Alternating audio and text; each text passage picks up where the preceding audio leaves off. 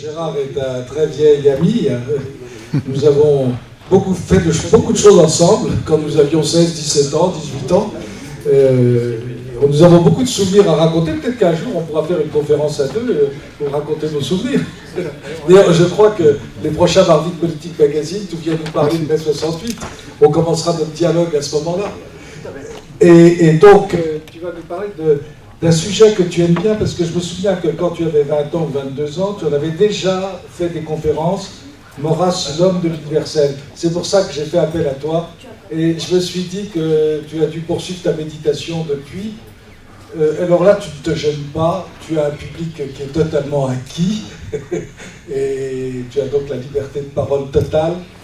À toi. L'exposé passionnant que nous venons d'entendre se situe évidemment sur, dans l'ordre de la politique pratique,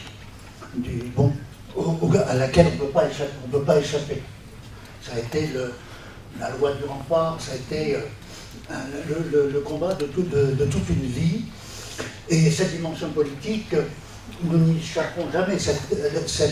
Comment dirais-je, ce souci, cette angoisse de la patrie, nous n'y échapperons jamais. L'Action française était supérieurement armée pour se battre sur ce terrain-là, et notamment avec Bainville et Maurras, qui avait élaboré une méthode, moi j'appellerais peut-être ça une sorte de sagesse politique. L'empérisme organisateur, pour moi, c'est une sagesse politique. En même temps qu'une, une méthode d'investigation, d'interprétation de la situation.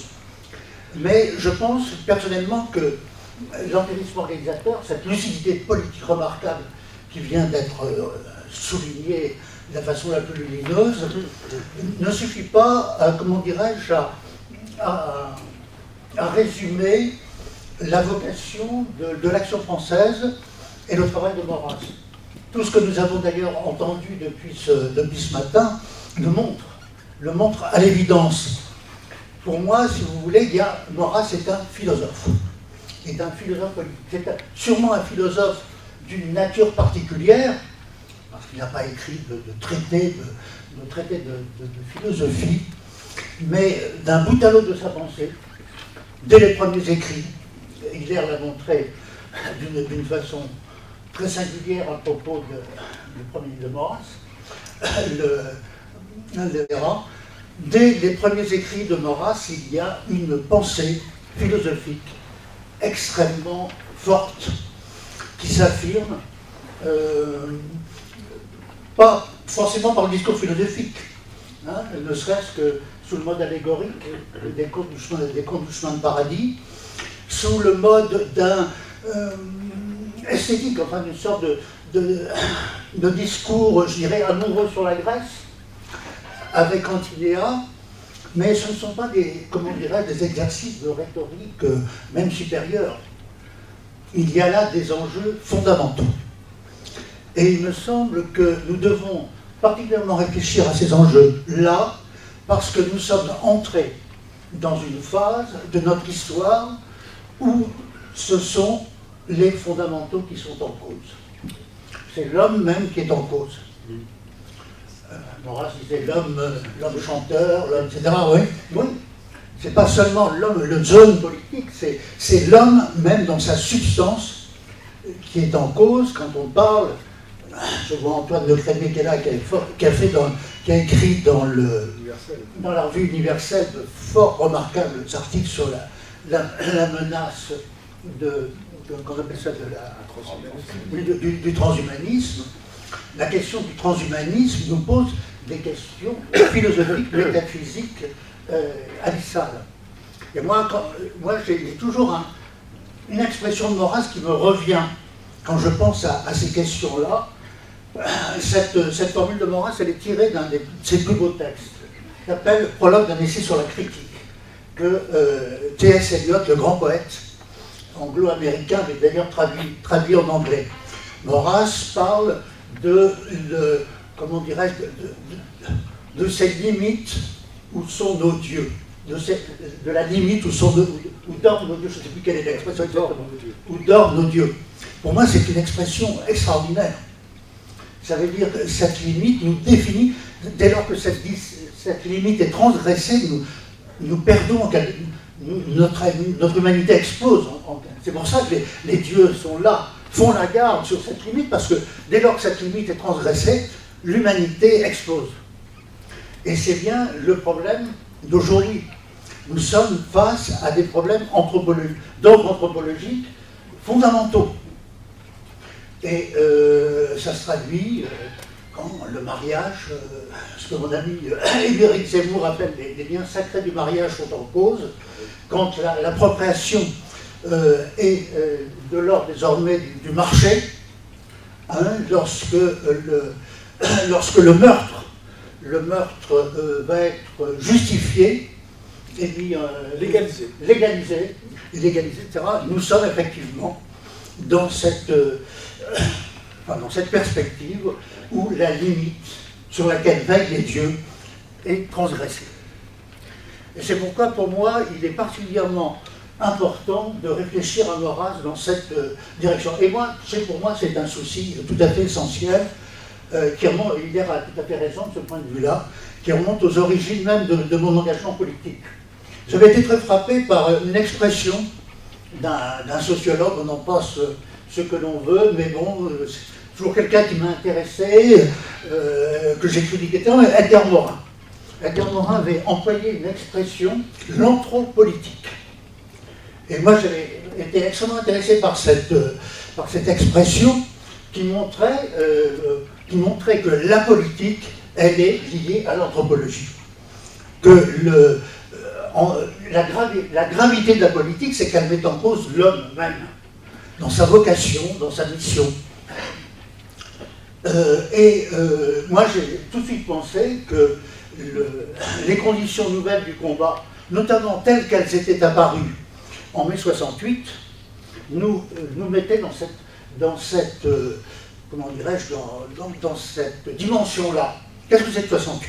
J'ai fait un petit bouquin là-dessus, mais je pense qu'il est tout à fait dans notre sujet. Qu'est-ce que c'est que 68 ?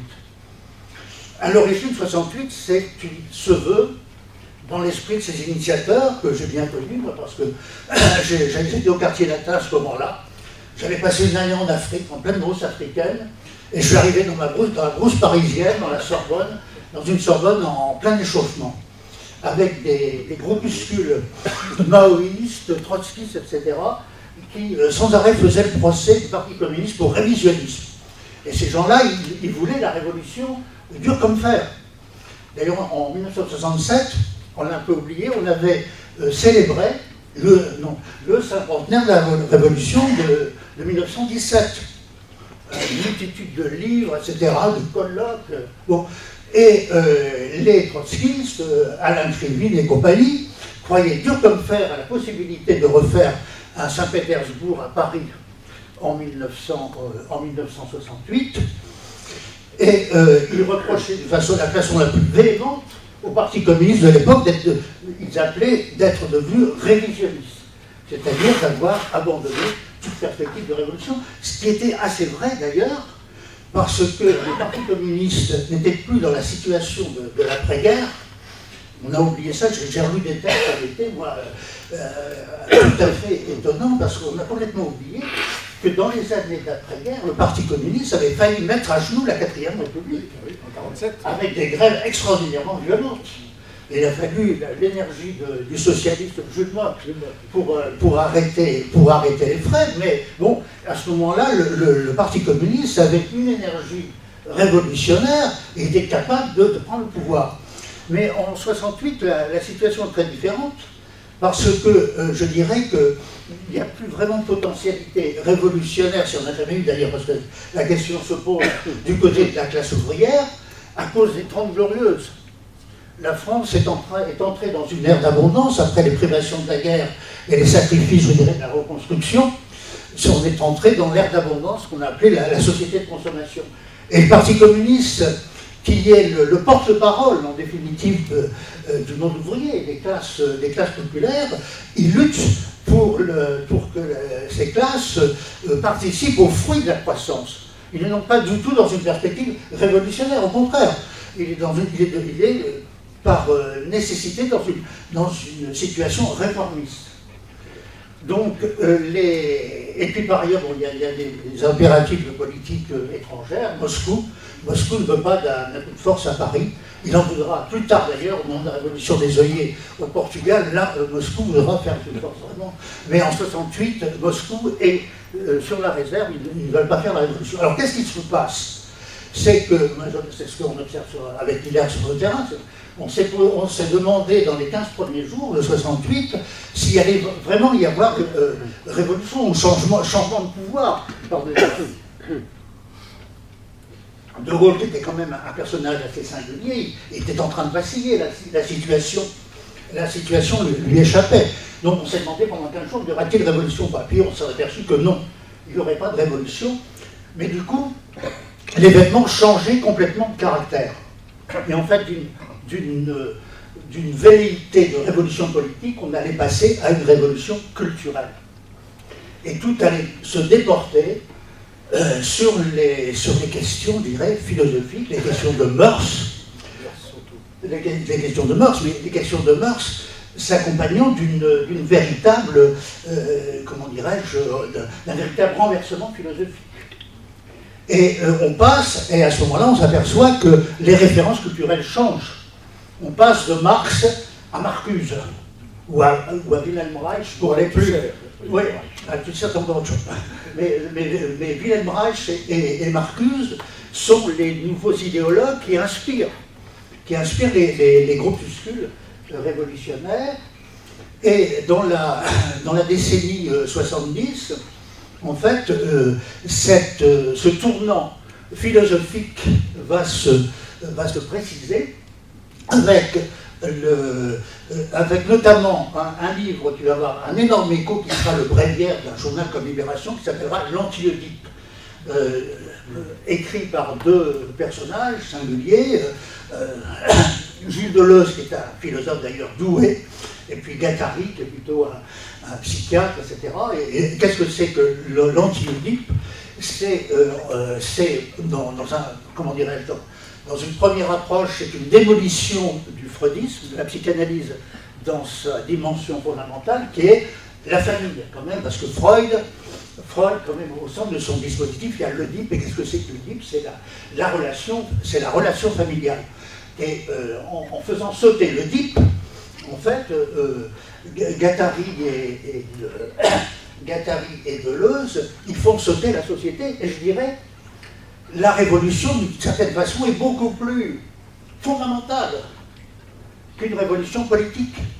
Sur avoir les communistes, enfin avoir les communistes à Prague, etc., c'est pas drôle du tout, mais là, on a affaire à une menace d'une nature tout à fait singulière, qui remet en cause, je dirais, le cœur même, le cœur nucléaire de ce qu'on appelle bêtement le vivre ensemble, c'est-à-dire de l'éthos social, du cœur même, du cœur même de la société. Donc la question devient vraiment, comme dit Morin, anthropolitique. C'est une question anthropolitique qui exige que que l'interrogation philosophique devient première. Et de ce point de vue-là, moi j'avoue que je n'ai aucun complexe, même dans la tradition de l'Action française. Parce que il y a deux hommes qui à ce moment-là ont beaucoup compté pour moi, c'est Maurice Clavel et Pierre Mouton. Mais je ne vais pas raconter ça en détail, ça me prend trop de temps, mais Clavel n'est pas compréhensible, le phénomène Clavel n'est pas compréhensible sans Pierre Mouton. Si vous voulez, si Clavel était doriotiste, quand il avait 15 ans, quand il est monté à Paris, un garçon très brillant, heureusement qu'il est tombé sur Mouton, parce qu'il aurait pu très bien terminer sur le front de l'Est. Bon. Et Mouton, à l'époque, l'a entraîné à l'Action française, il a vendu l'AF avec Mouton, et il a été sauvé de cette tentation fasciste. Et par la suite, les relations entre Mouton et Clavel n'ont jamais cessé, en dépit, je dirais, du caractère un peu chaotique des évolutions politiques de Clavel. Mais il y avait quelque chose de très fort entre les deux hommes, qui par exemple en 68 avaient des positions tout à fait différentes, Clavel était du côté des plus enragés de la Révolution, tandis que Bouton, qui était à ce moment-là au lycée Turgot, contre vents et marées, continuait à faire sa classe, etc. Et toutes les pires menaces n'ont pas réussi, etc. Bon. Et le soir, Bouton et Clavel s'appelaient au téléphone et se traitaient des noms d'oiseaux, etc. C'était absolument magnifique. Se traiter de noms d'oiseaux, mais pour mieux se retrouver par la suite. Parce que, je ne vais pas vous raconter notre rencontre avec Clavel, si quand même, un tout petit mot. La première fois, on a vu Clavel, c'est notre ami Arnaud Fabre, c'est à la suite d'un coup d'éclat de Clavel à la télévision, etc. Messieurs les censeurs, bonsoir, parce qu'on lui avait censuré un petit bout de film à propos de Pompidou, il avait fait un coup d'éclat, messieurs les censeurs, bonsoir. À ce moment-là, Arnaud Fabre lui avait écrit une lettre ouverte, et à la suite de cette lettre ouverte, on a reçu simplement un télégramme intitulé « Prière de prendre contact, sympathiquement, MC, Maurice Clavel avec son téléphone ». Alors on est allé le voir avec Arnaud, qui habitait à ce moment-là tout près de Nanterre-Rochereau, et on est arrivé, il n'était pas là, sa femme nous a dit « Maurice est à la messe, mais il va pas tarder, parce que Maurice allait à la messe tous les jours à ce moment-là. » Et Maurice ne va pas tarder, Maurice arrive, et il prend à peine le temps de nous dire bonjour, il fonce dans sa bibliothèque et il sort un livre. Et on voit que le livre, c'était en fait une de ses pièces de théâtre qui s'intitulait La Grande Pitié du Royaume. Et il nous montre la dédicace de ce livre, c'était à Monseigneur le Comte de Paris. Cette page de notre histoire, de sa famille, et entre les deux la grâce. Bon, donc on était bien. Vous voyez, on n'était pas dépaysés, on était tout à fait au cœur du sujet.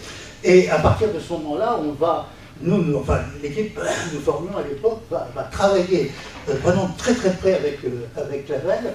À chaque fois que Clavel sort un livre, on est les premiers à avoir ses réactions, des interviews très importantes, etc. Pourquoi ? Parce que Clavel a une formidable ambition à ce moment-là. En fait, il veut faire une révolution au sens contraire, si vous voulez. Il veut mobiliser l'intelligence pour aller à l'encontre même du mouvement initié par les Lumières. Et en quoi consiste ce mouvement initié par les Lumières ? C'est refouler Dieu. Pour Clavel, Dieu et nom de Dieu. Voilà. Pour Clavel, le mai 68, c'est le retour névrotique de Dieu, qu'il analyse, comment dirais-je, analogiquement, sur le modèle de la crise qu'il a subie, parce que dans les années 60, Clavel, qui était brillant, qui était la coqueluche du Paris, le plus branché, etc., est tombé dans une dépression nerveuse épouvantable. Donc il n'arrivait pas à sortir, il a essayé toutes les pharmacomées possibles, il a été voir des psys, puis un psy, au bout d'un temps, à un moment, il a dit « Monsieur Clavel, je ne peux rien pour vous, il faut que vous allez voir un prêtre. » Du coup, il était voir un psy juif pour être sûr qu'il n'aurait pas le même conseil. Et le psy juif a dit « Monsieur Clavel, je ne peux rien pour vous, il faut que vous ayez voir un prêtre. » Donc du coup, Clavel était voir un prêtre, le père Caffarel, qui l'a mis dans Saint-Jean de la Croix, etc. Bon. Et Clavel interprète, si vous voulez, l'événement mai 68 à la lumière de sa propre conversion. Parce que cette société qui est entrée en pleine convulsion, en fait, elle ne guérira pas. Elle ne guérira que lorsqu'elle aura reconnu l'absolu contre lequel elle se bat. Si vous voulez, il y a une grande image qui est dans le combat de Clavel à ce moment-là, c'est le combat avec l'ange. C'est le combat avec l'ange qui est souterrain à l'Occident. Et donc Clavel, il veut mobiliser toutes les forces possibles, les anciens Mao, ils sont en train de se convertir, parce qu'il a tout de suite compris en fait que l'absolu de ces militants, etc., ça ne pouvait pas trouver de solution dans Mao. En fait, c'est des gens qui recherchent l'absolu. Et donc, toutes les forces possibles pour amener cette espèce de conversion fondamentale de l'Occident. Et le combat, il est sur tous les terrains proche de ces enjeux métaphysiques. Et je dirais que l'enjeu le plus important, c'est précisément celle de cette révolution nucléaire qui fiche en l'air le dispositif familial et l'amour humain. Et du coup, il met au travail son grand ami Pierre Bouton, pour lequel d'ailleurs il a une admiration sans nom depuis toujours, et il dit à Boutan, il faut que tu attaques Deleuze, Guattari et compagnie, tout ce qu'on appelait le courant des désirants, ce qui va nous donner ce très grand livre de Pierre Boutan qui s'appelle L'Apocalypse du désir. C'est un livre très dur, évidemment, comme tout le temps, c'est pas facile, mais c'est absolument fondamental. En fait, c'est le livre, si vous voulez, qui correspond vraiment aux nouveaux défis de l'époque. Défis fondamentalement métaphysiques. Et pour moi, si vous voulez, comment dirais-je, menant ce combat, je me trouve dans une filiation tout à fait maurassienne et d'action française, avec un garçon comme, si je veux dire, un garçon comme Boutan, qui est vraiment là, au travail, là où il faut. Dernier souvenir, on ne sait pas rentrer dans tout ça, mais bon, tant pis. Le dernier souvenir que j'ai de Maurice Clavel, c'est Pierre Boutan m'emmène chez Grasset, chez l'éditeur Grasset, parce qu'il veut me montrer la couverture de l'Apocalypse du désir. Photo avec une couverture absolument magnifique. On voit les cavaliers de l'Apocalypse de Dürer sur fond rouge, c'était magnifique. On était en train d'admirer ça. Seulement coup de téléphone, c'est Clavel. Clavel demande à parler à Boutan, et Boutan dit, il y a Leclerc qui est là. Clavel dit, passez-moi Leclerc. Et j'entends Clavel, pour moi c'est très émouvant, parce que la dernière conversation que j'ai eue avec Clavel, il m'a dit, Leclerc, on a eu la peau de Marx, maintenant il faut qu'on ait celle de Freud, vous comprenez? Alors, il y a un bouquin là, que vous allez lire, tout à fait incessante, L'homme au saphique de Marie Balmary, qui est un démontage de Freud, du système de Freud, de l'Oedipe, etc. Et vous en ferez votre prochain papier, voilà, dans Royaliste. Voilà, tout ça pour vous dire, voilà, je ne pensais pas du tout vous dire ça, mais bon, je pensais vous introduire, comment dirais-je ça, en quelques évocations pour rentrer dans le sujet, mais en définitive, je ne regrette pas de vous avoir raconté tout cela, parce que c'est quand même le terrain le plus fondamental sur lequel nous avons à nous battre aujourd'hui. Et sur lequel Maurras a quelque chose à vous dire. Absolument. Alors, vas-y. Absolument. Et alors, je ne sais pas si je vais pouvoir tout dire. Non, mais tu en dis suffisamment. Non, mais ça nous a passionné ce que tu racontes, parce que c'est l'actualité. Et en fait, l'actualité rejoint, mais la vas-y, oui, explique. Eh bien, simplement, j'apprends. Christian, ce matin, Christian Ranger d'Espéret a lu une page d'Antiléa, effectivement, qui pour moi est tout à fait fondamentale. Tu ressembles à Boutan comme deux gouttes d'eau. Alors, est-ce que j'ai retrouvé votre ami?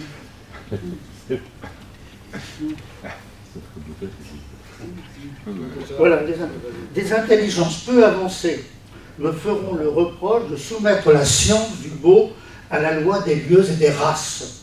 Mais leur censure me ménage la plus facile des répliques. Ce que je loue n'est point les Grecs, mais l'ouvrage des Grecs. Et je le loue non d'être grec, mais d'être beau. Ce n'est point parce qu'elle est grecque que nous allons à la beauté, mais parce qu'elle est belle, nous courons à la Grèce. Voilà. Je pourrais continuer d'ailleurs comme ça à tout commenter, mais rien que ça, c'est fondamental. Ça nous montre que, comme disait notre ami tout à l'heure, comment il s'appelle Stéphane Blanchonnet. Non, Jean-Baptiste. Aussi, ouais. C'est que, bon, tout de suite, là, on monte au ciel. Oui. Tout de suite, on monte au ciel, parce qu'effectivement, la Grèce est amour de la Grèce. C'est pas quelque chose de sentimental, c'est pas le jeune Maurras qui embrasse les propulés, etc. C'est pas, comment dirais-je, c'est beaucoup plus fondamental. Quel est le fond de l'amour et de l'admiration de Maurras pour la Grèce? C'est qu'il y a dans la Grèce, comment dirais-je, l'expression de ce qu'il y a de plus fort et de plus beau dans l'humanité.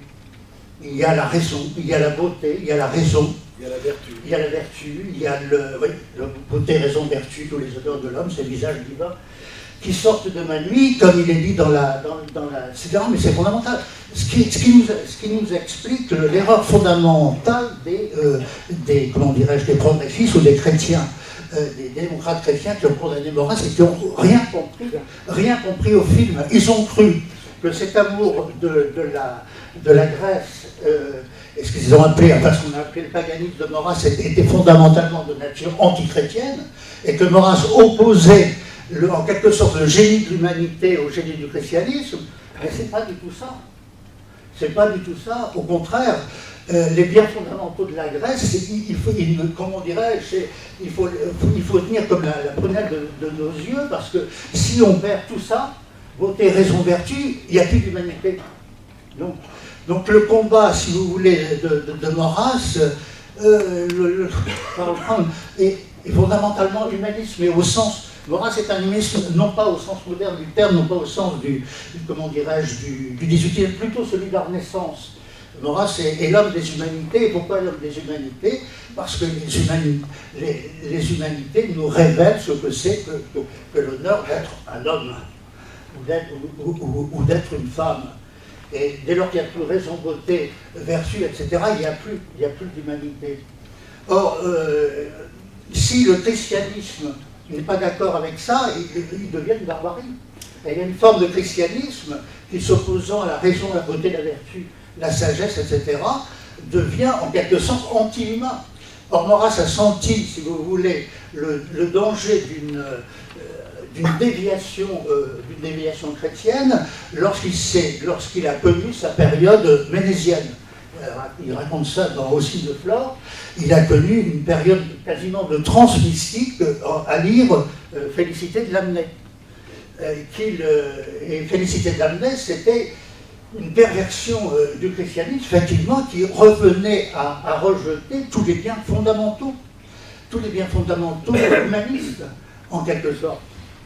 Or, ce christianisme, il n'en veut pas, il le considère comme un danger pour la civilisation.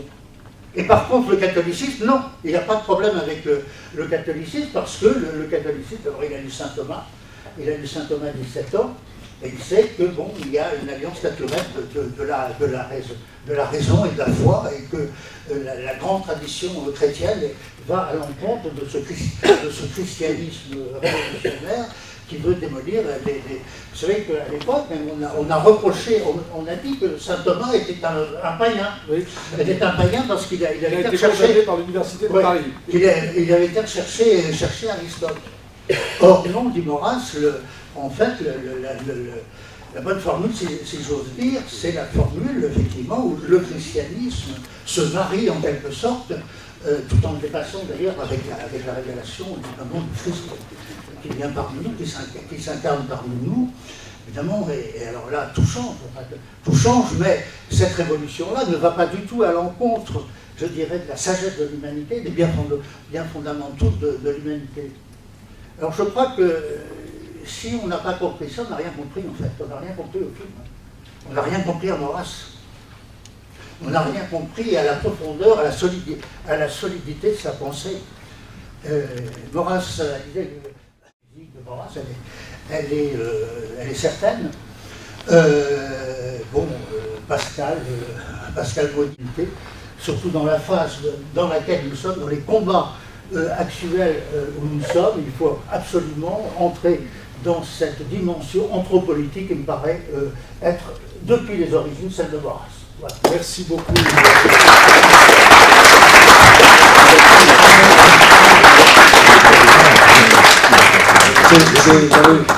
Gérard, il est merveilleux parce qu'il a l'art d'intéresser, de lier le passé, le présent et l'avenir.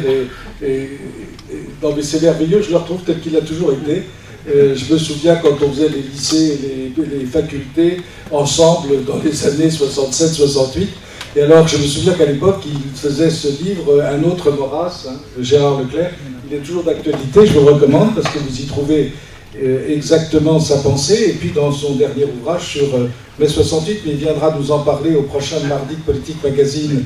Et il est là-bas, oui, c'est ça. Mais Gérard, merci. J'aurais des choses à te dire, mais je pense que... Non, tu as raison, il y a au-delà de Maurras, il y a, comment dire, oui, tu as dit un philosophe, c'est plus qu'un philosophe, c'est un sage, Et le réduire Je crois que la grande erreur de tous ceux qui ont voulu parler de Maurras, même en le connaissant, mais qui se sont trompés, c'est d'avoir voulu le réduire à des catégories ordinaires. Et là-dessus, Jacques Bainville avait raison, quand on parle de Maurras, c'est un anticipe. Merci, Gérard.